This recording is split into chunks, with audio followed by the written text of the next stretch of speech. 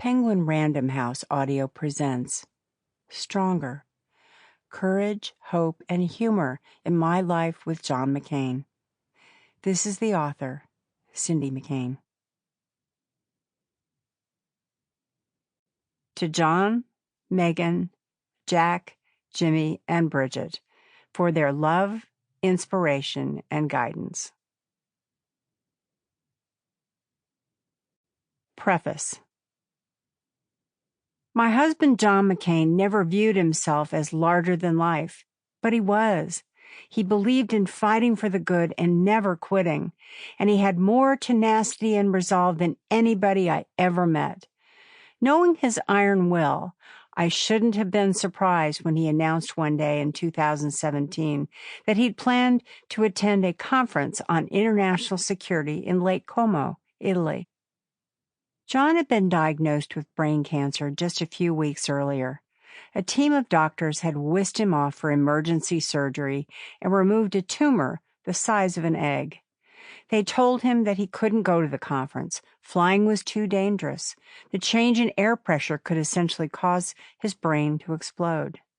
But this was John McCain. He was going.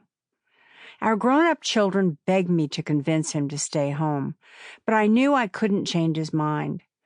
Over more than 3 decades of marriage, I had learned that John would do what he thought was right and important, no matter what anyone said. I also couldn't let him go alone. So a few weeks later, I got on a private plane with him, toting various medicines and emergency numbers in my carry-on bag. I stared at him intently as we took off. "What are you looking at?" he asked. "I've never seen a brain explode," I said. "I'm wondering how much of a mess it will be." "Don't worry. I packed the dustbuster," John said, cracking the wry smile I knew so well. People think that the main lessons I took from John were about honor, courage, and integrity. I did learn all of that. But I also loved him for his humor, for the example he set on how to laugh even when the world doesn't seem to be going your way. He believed in staying optimistic, taking action, and never wasting time on anger. When he lost his temper, which did happen, he was quick to apologize, make amends, and move on. Like John, I can accept a lot to stay stoic when necessary. But I know there comes a time to stand up for yourself, too. John survived the trip, head and brain intact. He made a big impact at Lake Como, so I'm glad he went. With his military background and deep understanding of world events, he had the respect of world leaders who listened to his views. He knew that sharing his perspective was particularly important, now that a new administration had taken over in America that displayed only the most naive views of international policy. He spoke to the gathered leaders about the importance of allies, about his hope that America, despite the tone its new president had set, would stay committed in the world, rise to the challenge, and remain a beacon for the basic values of equality on which the country was built.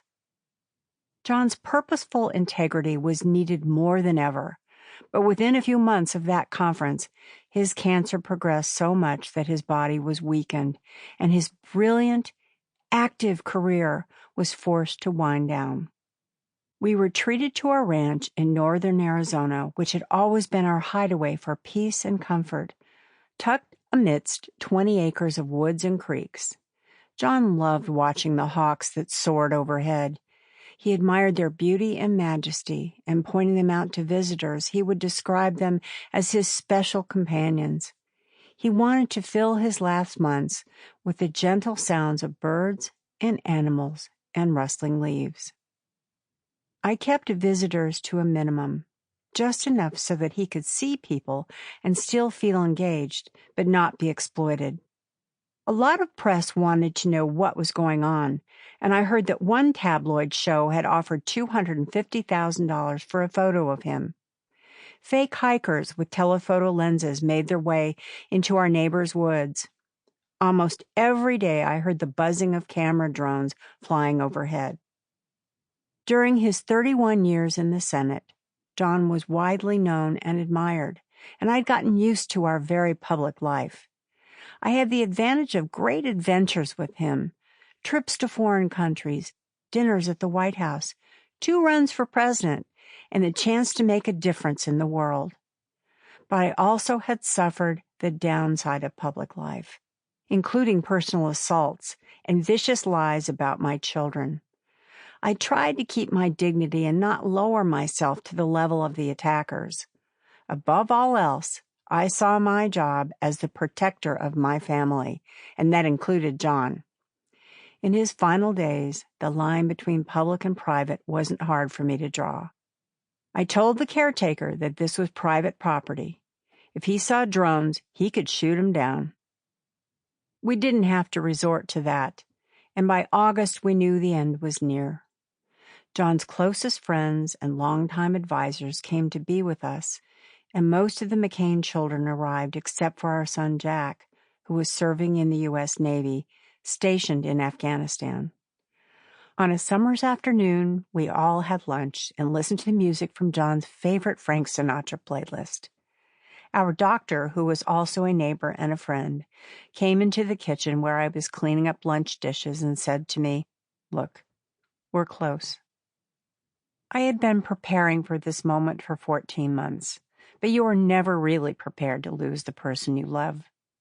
I ran to John's bedroom, and in a burst of panicked energy, I suddenly knew where John would want to spend his final moments.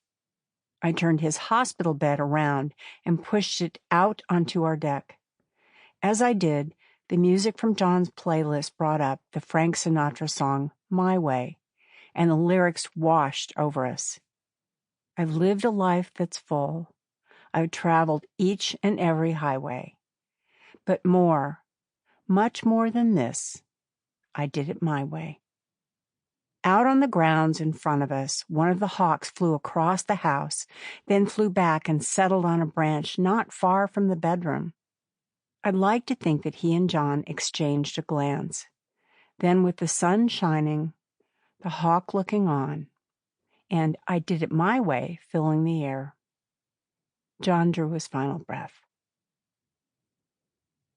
I knew that people loved John McCain, the man who did everything his own way, but I wasn't prepared for the outpouring of respect and emotion that we witnessed over the next few days.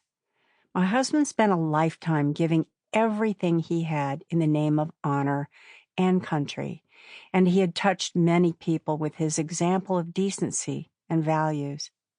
His father and grandfather were military heroes, and he lived by the military code of conduct that he believed in and put above his own personal welfare. He had spent more than 5 years as a POW in Vietnam, being beaten and tortured, and when he was given the chance for an early release, he said no. It wasn't how things were done. On that first late afternoon, I could barely make it to my closet to put on my one black dress.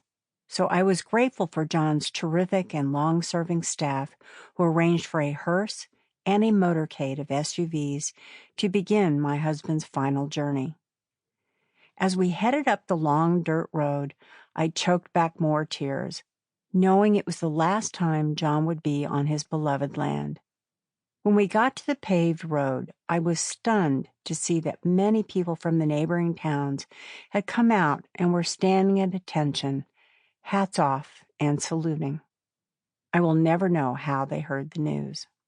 As we drove along Interstate 17, every overpass was filled with fire trucks sounding their horns and thousands of people holding American flags. Helicopters flew overhead, and a sheriff's department joined us as an escort.